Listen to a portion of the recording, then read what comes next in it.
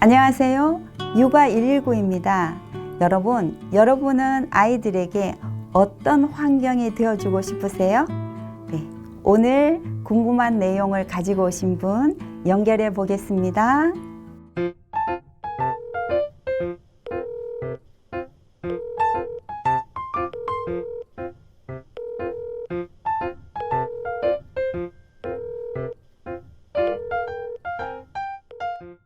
네, 여보세요? 네, 육아 119입니다. 네, 안녕하세요, 박사님. 네, 안녕하세요. 7세 엄마예요. 네, 네, 박사님, 우리 아이가 네. 밥을 먹으면 네. 과자 사줘. 나 이거 정리하면 장난감 사줘. 네. 하고 네. 아이가 해야 할 일을 할 때마다 네, 조건을 걸어요. 네, 조건을 걸지 않으면 안 한다고 하고 네. 스스로 하는 걸 어려워해요. 왜 아, 그럴까요? 네, 그렇군요. 네, 아이들은 아마 네, 어머니도 잘할 때 그러시지 네. 않으셨을까요? 한 몇 번쯤은 이런 조건을 걸지 않으셨어요? 특히 할머니께 할 때는 네. 이렇게 아이들한테서 흔히 볼 수 있는 행동이긴 하는데요. 그래도 네. 이제 우리가 도움을 줘서 이제 행동 수정을 할 수 있도록 해야 되겠죠? 예. 네. 어머니 아이가 이제 밥 먹으면 과자 사줘 이렇게 조건을 건다고 하셨잖아요. 네. 그러면은 먼저 이제 어머니의 양육 방법, 양육 태도를 한번 돌아보시는 게 좋아요. 너무 허용적이시지 않았나 이런 생각이 들거든요. 그리고 어머니가 아이가 네. 이렇게 자랄 때 어머니도 조건을 걸고 뭔가를 하시지 않았을까 이런 생각이 듭니다. 그러니까 2숟갈 남았어. 이 2숟갈만 먹으면 네. 뭐 네가 좋아하는 젤리를 사줄게. 뭐 이런다든지 아니면 네가 좋아하는 썰매를 타게 해줄게. 이런다든지 뭐 텔레비전 만화를 보게 해줄게. 이런다든지 그런 어머니께서도 그런 환경을 좀 주지 않으셨을까 이런 생각이 드는데 한번 생각해 보시고요. 그리고 네. 이제 어머니의 양육 태도가 허용적일 때, 그러니까 아이한테 너무 잘해주고 싶은 마음에서 그냥 허용해 주시는 거지. 나 이렇게 하고 싶어. 그래. 이렇게 하고 싶어. 그래. 그렇게. 그런데 이제 아이가 생각지도 못하게 조금 이제 예를 들어서 이런 거죠. 엄마 너무 신나. 소파에서 뛰니까 너무 신나. 이렇게 할 때는 그냥 예사롭게 허용해 주셨다가 어떤 네. 위험한 상황을 보고 내려와. 거기서 뛰면 안 돼. 이제 그때 네. 뭔가 아이한테 이렇게 지시를 하시거나 이러는 것도 아이가 어떤 내가 이건 해야 되고 하지 않아야 되고 이런 중심을 갖지 못하고 그냥 그때그때에 따라서 조건을 걸기도 하고 네. 안 해야 되는 것을 그냥 하기도 하고 이런 경우가 있거든요. 근데 네. 볼 때 어머니가 좀 허용적인 양육 태도를 가지고 계시지 않았나 이런 생각이 듭니다. 그러면 네. 이제 이럴 때는요, 네. 과잉보호를 하시면 안 돼요. 그러니까 과잉보호가 뭐냐면 네. 내가 뭐 양말을 신고 옷을 입는 것을 대신해 주는 것도 과잉보호고요. 네. 생각을 대신해 주는 것도 과잉보호예요. 엄마, 나 오늘 하은이랑 다퉜어. 그렇게 얘기하면, 그래서? 뭐 이야기를 들어주다가 너 내일 가면 하은이한테 너 나한테 그러지 마. 너 너무 나빠. 아니면 너 나한테 그러지 마. 나랑 해결해줘. 이 말을 꼭 해. 이렇게 생각을 대신해 주시는 것도 과잉보호예요. 그러니까 무슨 일이 있으면은 네 생각은 어때? 아이 생각 물어보고 엄마는 이렇게 생각해. 아빠는 이렇게 생각해. 이래서 아이가 생각할 수 있도록 양육을 해야 되거든요. 네. 내가 왜 이걸 먹어야 되지? 내가 이 시간에는 이걸 왜 안 해야 되지? 이렇게 생각할 수 있도록. 근데 우리는 많은 분들이 아이의 생각을 대신해 주시는 거예요. 근데 보통 보면 요 과잉보호를 하시는 부모님한테서 많이 나타나는 행동이거든요. 그러니까 어머니 과잉보호 먹여주고 입혀주고 뭐 아이가 해야 할 것을 대신 뭐 얼굴을 씻겨주고 이런 것도 과잉보호지만 생각을 대신해 주시는 것도 과잉보호라는 거 오늘은 꼭 기억해 주세요. 네. 네. 그런 경우 그다음에 아이를 이렇게 같이 생활하실 때 네. 이런 거죠.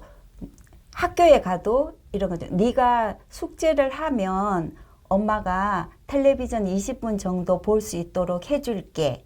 이런 경우 그냥 아무 별 생각 없이 이렇게 하시는 분들도 계세요. 네. 네가 이번에 시험 점수 뭐 95점을 맞으면 아니면 100점을 맞으면 엄마 아빠가 너한테 뭘 사줄게. 이런 경우가 있어요. 그럼 이런 아이들은 조건을 걸죠. 그리고 삶이 내가 사는 게 아닌 거예요. 주도적으로 내 삶을 살아야 되는데 이렇게 양육을 받은 아이들은 나중에 뭐 20대가 되든 40대가 되든 그냥 내가 내 인생의 주인이 되는 게 아니라 다른 사람한테 자꾸 의존하게 돼요. 그러니까 어머니 잘 기억하셔서 나는 어떤 양육 태도를 갖고 있나? 지금 이야기를 들으면서 나는 어디에 해당하나? 이걸 찾으셔서 해당하는 부분이 있으시면 절대 하시지 마시라는 부탁을 드립니다. 네. 네, 해당되는 감사합니다. 부분이 있으세요? 네, 있어요. 많아요. 그러세요? 네. 많아요? 네. 네. 과잉보호를 좀 많이 하는 것 같아요. 과잉보호를 네. 많이 하시는 것 같으세요? 네. 네. 그리고 이제 어머니가 질문하셨잖아요. 네. 7세 아이인데 이렇게 밥을 먹으면 과자 사줘. 그 다음에 장난감 정리를 하면 장난감을 또 사줘. 이렇게 네. 말씀하셨잖아요. 네. 여기에 대해서 이제 제가 도움 말씀을 드리면 네. 엄마 밥 먹으면 과자 사줘. 이렇게를 얘기를 하면 네. 아니 과자를 사줄 수가 없어. 왜냐하면 밥을 먹는 것은 네 건강을 위해서 너희 건강을 위해서 네가 먹는 거야. 그렇기 때문에 엄마는 과자를 사줄 수가 없어. 이때는 단호하게 하셔야 돼요. 네. 부드럽게 막 타이르듯이 그렇게 하실 필요 없으시고요. 네. 아니 밥은 너를 위해서 먹는 거야. 네가 먹어야 돼. 밥 먹는다고 엄마는 과자 사주지 않아. 아빠는 과자 사주지 않아. 이렇게 단호하게. 네. 그 다음에 내가 장난감 정리를 하면 장난감을 또 사줘. 이렇게를 얘기를 하면 네. 아니 네가 가지고 놓은 장난감은 네가 정리하는 거야. 그렇기 때문에 장난감을 정리를 너가 한다고 해서 엄마 아빠는 너 장난감을 또 사주지 않아. 이렇게를 이야기하셔야 돼요. 그 단호함을 보이시면서 마음이 조금 흔들리시잖아요. 네네네. 그렇게 말하는 모습이 또 예뻐 보일 수도 있고 네네. 그럴 때도 흔들림 없이 내가 지금 여기서 흔들리면 아이가 미래에 자기 주장이 없고 자꾸 남하고 비교되면서 남이 갖고 있는 것을 또 부러워하고 이런 아이가 되기 때문에 난 절대 이건 해주면 안 돼. 이 마음의 중심을 꽉 가지셔야 돼요. 네. 그래서 이렇게는 하시지 마세요, 어머니. 네. 단호하게 감사합니다. 보여주시라는 말씀입니다. 네, 감사합니다. 안 박사님. 된다고요. 네. 그리고 네. 이제 뭔가를 할 때는 타협을 하시는 거는 제가 권해드리고 싶어요. 그러니까 이거는 뭐냐면 이런 거죠. 오늘 우리가 공원에 가서 놀기로 했다. 예를 들어서 뭐 아빠랑 다 같이 가서 자전거 타러 가기로 했다. 아니면 어디 놀이동산에 놀러 가기를 했다. 그러면은 몇 시에 일어날까 이렇게 약속을 정하죠. 그러면 오늘은 8시에 일어나자. 토요일 날 오전 8시에 일어나서 준비해서 가자. 이렇게 약속을 하잖아요. 그런데 아이가 8시 30분에 일어난다. 아니면 8시 30분이 되어도 안 일어난다. 이럴 경우에는 이제 타협을 하시는 거예요. 우리가 8시에 일어나서 준비해서 놀이동산에 가서 뭐 3시간을 놀다 오기로 했는데 네가 30분 늦게 일어났기 때문에 2시간 30분만 놀다 올 거야. 이렇게. 그러면 아이는 시간 개념도 이렇게 생기고요. 생각하게 되는 거죠. 아무 생각 없이 그냥 엄마가 가자 이러면 갔다가 이제 집에 가자 갔다가 그 다음에 놀자 하면 놀고 이랬다가 생각하는 아이가 되는 거예요. 뭐지? 아, 내가 늦게 일어났더니 노는 시간이 줄어드네? 아, 엄마 아빠는 이렇게 약속을 지키시는 거구나. 그럼 나도 약속을 지켜야 되겠네? 그러면 아이가 이제 학교를 가든 사회에 나가서 어떤 상황에 따라서 어떤 상황에 따라서 어떤 상황이 주어져도 아이가 생각하면서 그걸 받아들일 수도 있고 해결해 나갈 수도 있는 힘이 길러지는 거예요. 네. 근데 너무 이제 과잉보호를 해서 부모님이 다 생각해 주시고 늦게 일어나도 그냥 3시간 놀기로 했으니까 놀게 해 주시고 이러면은 아이가 뭐 어떤 것은 되고 어떤 것은 안 되고 이런 것을 배울 수가 없어요. 그리고 내가 해야 될 것은 무엇이고 그것을 하기 위해서 나는 어떤 생각을 해야 되고 이걸 배울 수가 없어요. 네. 우리는 생각하는 훈련을 많이 받지 못했어요.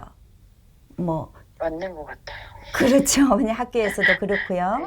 네, 집에서도 그렇고. 네. 그런데 이 아이들한테 정말 필요한 것은 생각하는 훈련이에요. 내가 뭔가를 생각해야 되는 거죠. 내가 이걸 사용할 때 이걸 어떻게 사용해야 되는지 생각하고 내가 이 물건을 만질 때 어떤 일이 일어날 건지도 예측하고 생각할 수 있어야 돼요. 그래서 자기가 문제 해결을 하고 집중을 하고 이렇게 할 수 있는 이 힘을 지금 이 유아기 때 아니면 한 초등학교 저학년 때까지는 집중적으로 이 힘을 내면의 힘을 키워줘야 아이가 뭐 공부를 하든 친구를 사귀든 직장생활을 하든 사업을 하든 인생을 정말 행복하게 살아갈 수 있거든요. 네. 그래서 어머니 다른 거는 조금 내려놓으시고 그냥 내려놓으시라고 해서 가만히 계시라는 건 아닙니다. 네. 예, 어머니도 연구하셔야 돼요. 내가 아이를 도와줄 수 있는 방법. 도와준다는 것은 대신하는 게 아닙니다. 내가 어떤 말을 해서 어떤 기회를 줘서 내 아이가 스스로 하게끔 내 아이가 생각할 수 있도록 도와줄 수 있을까? 이걸 고민하시고 연구하셔서 그런 환경을 주신다면 엄마 나 밥 먹으면 과자 사줘. 이런 것은 하지 않을 거라고 저는 확신합니다. 네. 도움이 되셨어요, 어머니? 네, 박사님. 네. 너무 도움이 잘 된 것 같아요. 네, 그러면 실천해 보시고요. 네. 다음에 또 사례를 말씀해 주세요. 네, 열심히 실천해 보겠습니다. 네, 감사합니다. 네, 감사합니다.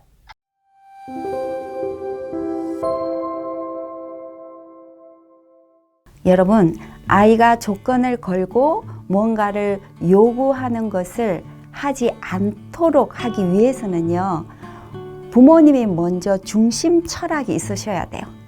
나는 아이에게 어떤 환경이 되고 싶은지, 나는 아이에게 어떤 부모가 되고 싶은지, 이런 어떤 내 중심 철학, 내가 인생을 살아가는 데 있어서 나는 무엇을 제일 중요하게 생각할 것인지, 이런 인생 철학이 있으셔야 되고요.